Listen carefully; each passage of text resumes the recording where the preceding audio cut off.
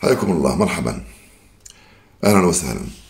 تعادل الجزائر، المنتخب الجزائري في مباراته الاولى امام المنتخب الانغولي اعتبره الجزائريون تعادلا بطعم الخساره، لان المنتخب لعب ساعه جيده، تراجع في 30 دقيقه الاخيره، تراجع بدنيا وكاد يخسر. اما تعادل البارحه امام منتخب بوركينا فاسو فقد اعتبروه تعادلا بطعم الفوز بسبب تلك الشقاوة، وبسبب تسجيل هدف التعديل في الدقيقة 97 من عمر مباراة كانت صعبة وشاقة ومتعبة، وكانت جميلة من الطرف الجزائري الذي تمكن من العودة في النتيجة في بداية الشوط الثاني بعد أن تلقى هدفا في الوقت القاتل من الشوط الأول، ثم تحمل تداعيات وضغوطات تلقي هدف ثاني من ركلة جزاء، فعاد في نهاية المباراة. هذه المرة جمال بالماضي أحدث التغيير الأول مباشرة مع بداية الشوط الثاني بإقحام عمورة في مكان فغولي الذي لم يكن موفقا على مدى 45 دقيقة لعب. عمورة الذي صنع فارقا كبيرا جدا، كان سما قاتلا في دفاع منتخب بوركينا فاسو، مثلما كان بغداد بونجاح قويا البارحة. ذكرنا ببغداد زمان، إصرار وعزيمة وروح ولياقة وحس تهديفي، يتمكن من تسجيل هدف أول ثم تسجيل هدف ثاني. هو هداف المنتخب، سجل الأهداف الثلاثة التي سجلتها الجزائر في هذه البطولة سجلها بغداد بونجاح. طبعا تعادل يبقي الجزائر في المركز الثاني، فوزها أمام موريتانيا في المباراة الثالثة يؤهلها إلى الدور الثمن النهائي مهما كانت نتيجة المباراة الثانية. يبقى فقط أن نعرف في أي مركز ستتأهل الجزائر. ممكن لهذه المجموعة أن يتأهل أن تتأهل ثلاث منتخبات، هي الجزائر وأنغولا وبوركينا فاسو. إذا تعادلت أنغولا وبوركينا فاسو وفازت الجزائر يصير في رصيد كل واحد 5 نقاط، تتأهل الثلاثة، وبعدين ندخل في حسابات من يحتل المركز الأول والثاني ثم الثالث. هنا حسابات معقدة كثيرة جدا، لأنه ستحسب نتائج الأهداف المسجلة بين المنتخبات الثلاث قبل أن نخرج للمجموعة كلها. لذلك لا يهم الأهداف التي نسجلها ضد موريتانيا، لأنها لا تدخل في الحسبة الأولى. هي معقدة، يعني نبدأ بنتائج المباريات بين المنتخبات الثلاث واللي هي متساوية متعادلة كلها، ثم الفارق في الأهداف راح نكونوا متعادلين. الأهداف المسجلة هنا نشوف إذا كان متعادلين أم لا، وبعدين نخرج عن المجموعة اللي ندخل فيها حسابات موريتانيا. هنا نصير احنا الأوائل إذا فزنا بهدفين مقابل 0 على موريتانيا، وانتهت مباراة بوركينا فاسو أمام أنغولا بالتعادل السلبي 0-0. مش عارف إذا كان فهمت، ولكن الأساس هو أنه إذا تعادلت أنغولا وبوركينا وفزنا على موريتانيا نتأهلوا المنتخبات الثلاثة. تونس 7 أرواح. تونس عودتنا على أنها تولد في البطولات من النقيض إلى النقيض. أمام ناميبيا كانت تعيسة جدا.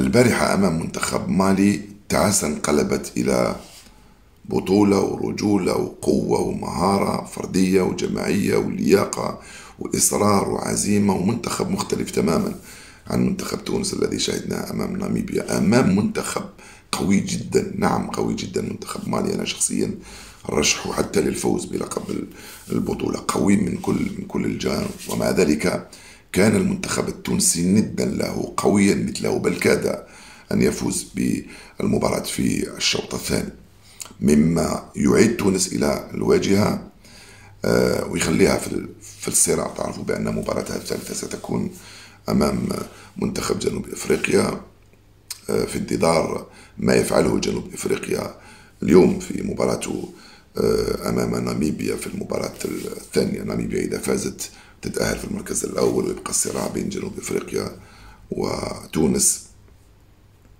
وكذلك منتخب مالي. وهنا الحسابات تدخل في اللعب، لازم الفوز على جنوب إفريقيا وانتظار ما يفعله منتخب مالي في المباراة الثالثة. مالي اللي فازت في مباراتها الأولى وتعادلت كذلك مع تونس، وبالتالي شفنا وجه آخر مختلف وهذه تونس عودتنا هكذا، تغيب ولكن وبعدين قبل البطولة ولا واحد يعطيها اعتبار، تنال البطولة تخسر مباراتها الأولى وتلعب مباراة سيئة، وبعدين ينطلق المشوار بوجه مغاير جامد تماما.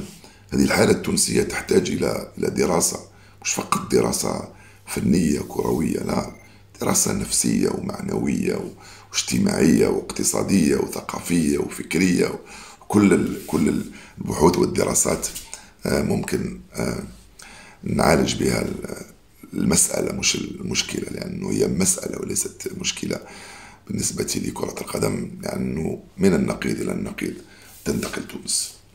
الموعد سيكون غدا أيضا مع المنتخب المغربي، من أفضل من بدأ هذه البطولة في مباراته أمام جمهورية الكونغو، مباراة التأكيد بالنسبة للمنتخب المغربي، المرشح رقم 1 بالنسبة للكثير من المتتبعي الكرة في مواجهة جمهورية الكونغو. 3 نقاط تعني التأهل إلى الدور الثمن النهائي، وهذا أمر عادي وطبيعي يريد أن يفعلها اليوم المنتخب المغربي حتى يتجنب أي مفاجأة بعد فوزه على تنزانيا، يتجنب أي مفاجأة في مجموعة وفي بطولة وفي كرة إفريقية لا تدري ما تخبئه لك، لا يكون فيها الفوز بالمباريات ولا باللقب بالضرورة للأقوى، يكون للأفضل في المباراة. هذه هي القاعدة اللي صارت موجودة الآن على المستوى القاري، ولكن على الورق التوقعات تقول بأن المغرب لن يجد صعوبة أمام منتخب الكونغو الديمقراطية للحصول على 3 نقاط مؤهلة إلى نهائيات، إلى الدور الثمن النهائي من كأس إفريقيا 2023. يجب أن نشير إلى ما يحدث في آسيا وما يفعله الأردن، ما فعله البارحة عندما تعادل أمام كوريا الجنوبية، صار الآن في المركز الأول بفارق نقطة واحدة على كوريا الجنوبية بعد فوز وتعادل. الأردن الذي سيلعب مباراة حاسمة وفاصلة عربية أمام البحرين في الجولة الثالثة. نعم، كوريا أمام إندونيسيا، لا أعتقد بأن كوريا ستجد صعوبة في التأهل، ولكن الورقة الثانية ستحسم بين الأردن وبين البحرين في مباراة مفتوحة على كل شيء. الأردن 4 نقاط، البحرين 3، لكن ما قدمه منتخب البحرين أمام الأردن أمام منتخب كوريا الجنوبية كان شبيها بما قدمه منتخب العراق أمام إيران. هل هو بداية، هل هي هل هي عدوى أم بداية انتفاضة المنتخبات العربية بعد تأهل قطر والسعودية وقريبا إن شاء الله وكذلك العراق؟ هل سيتأهل الأردن أم البحرين في انتظار البقية؟ هذا السؤال مطروح. بدأت الحمى ترتفع وبدأ التنافس يزداد أكثر مستويات متقاربة جدا، خاصة في أفريقيا، نسبيا في آسيا. أتمنى التوفيق لكل المنتخبات العربية في هاتين البطولتين الجميلتين.